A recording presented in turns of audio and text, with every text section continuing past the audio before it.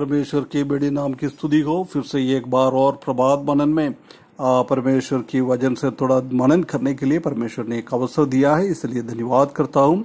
सबको प्रभु यीशु मसीह के मीठे और पवित्र नाम से जय मसीह की अभिनंदन करता हूँ। परमेश्वर का बहुत बड़ा अनुग्रह से पिछले दिनों में हम पहला उत्पत्ति की किताब पहला अध्याय से लेकर 11वीं अध्याय तक कुछ मनन करने के लिए परमेश्वर ने सहायता किया है। आज हम 12वां अध्याय में प्रवेश करेंगे। हम जानता है कि 12वां अध्याय से एक नया शुरुआत हो रहा है।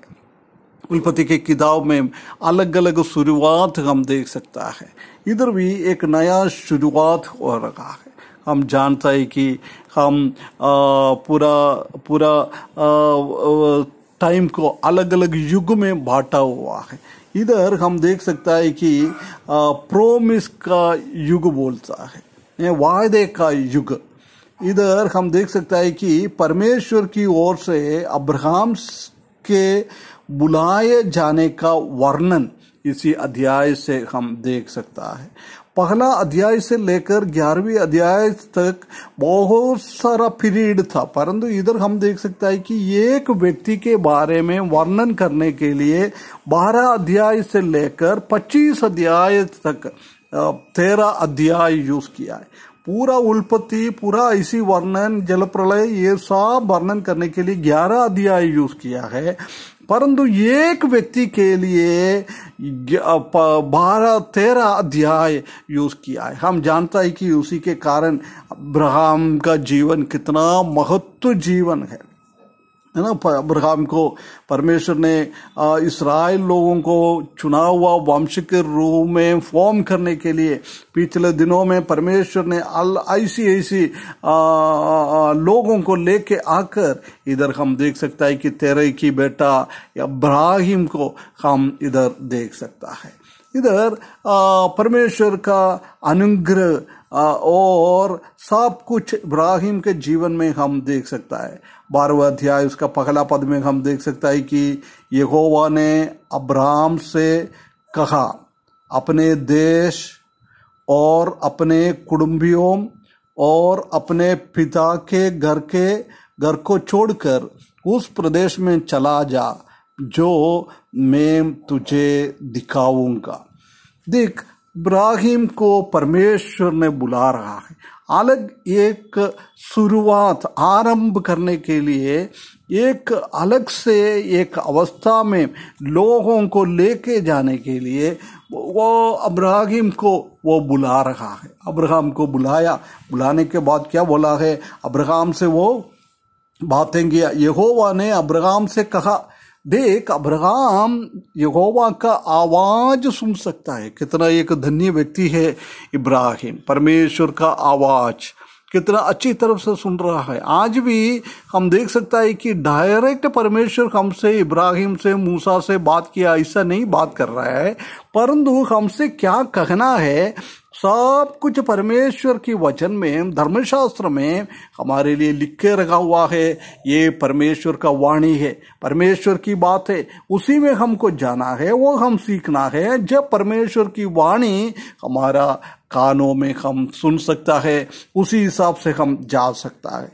इधर हम देख सकता है कि कुछ चीजों को छोड़ने के लिए बोल रहा है, इब्राहिम तुम्हारा जीवन में कुछ आशीष पाना है, तुम परमेश्वर के लिए कुछ काम में आना है, ऐसी तुम दुनिया से कुछ चीजों को छोड़ना बहुत जरूरी है, छोड़ना बहुत जरूरी है। क्या क्या है?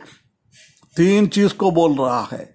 अपने देश को छोड़ो, कहाँ वो हारान में रह रहा है, उधर से तुमको छोड़ के चले जाना है। मेसोपोटामिया को छोड़कर तुमको जाना है, और तुम्हारा कुटुंबियों को, तुम्हारा पूरा परिवार को तुम छोड़ना है, परिवार के साथ, और उसी देश में तुम रहेंगे तो मैं क्या चाहता है तुम्हारे जीवन में करने के लिए वो मैं कर नहीं पाता है। इसलिए प्रिय भाई बहनों, हम कभी हमारा जीवन में आशीष क्यों नहीं पाता है? इसलिए कि परमेश्वर ने क्या कहा है वो चीज हम अंगीकार नहीं करता है, उसी को हम आज्ञाकारिता नहीं करता है, इसलिए परमेश्वर का अनुग्रह हमारे जीवन में नहीं आता है। तुम देश को छोड़ो, तुम्हारे कुटुंबियों को छोड़ो और अपने पिता के घर को छोड़ो। तुम सबसे बड़ा बेटा तुम ही है, इसी को सबको संभालने वाला तुम ही है, परंतु तुम इसी घर के बारे में तुम सोच के उसी को संभालने के लिए तुम इधर रुक जाएगा तो परमेश्वर का आशीष तुम्हारे जीवन में नहीं मिलता है। जब हम प्रभु यीशु मसीह को उद्धार करते के रूप में स्वीकारने के टाइम, इस दुनियादारी को छोड़ने के लिए परमेश्वर, पाप से छोड़ने के लिए, पाप को छोड़कर हमारा जीवन बिताने के लिए परमेश्वर ने हमको बताया है। कितना वो हम कितना आज्ञाकारिता, इब्राहिम के जैसी हम कितना आज्ञाकारिता करता है। इब्राहिम ने अंधेपन की जैसी वो अंगीकार किया है, विश्वास किया है, उसी हिसाब से उसने आगे बढ़ा है, काम किया है। प्रिय भाइयों बहनों, हमारा भी विश्वास इतना होना चाहिए, इतना होना चाहिए। उसके बाद हम देख सकते हैं कि छोड़कर कहाँ जाना है, उस देश में चला जा जो मैं तुझे दिखाऊंगा। अभी तक इब्राहिम को नहीं बोला है तुमको कहाँ जाना है, परंतु उसको बोल रहे हैं मैं दिखाऊंगा, उधर जाना है। इब्राहिम ने वो अंगीकार किया है, अंधविश्वास, अंध होकर, आंख बंद करके परमेश्वर के ऊपर पूरा भरोसा रखते हुए वो आगे चले गया। उसी के कारण हम देख सकते हैं कि आने वाला उसी में कितना हम देख सकते हैं कि उसकी को आशीष मिला है। पूरा दुनिया का आधे से ज्यादा लोग अब इब्राहिम को अपना पिता समझता है।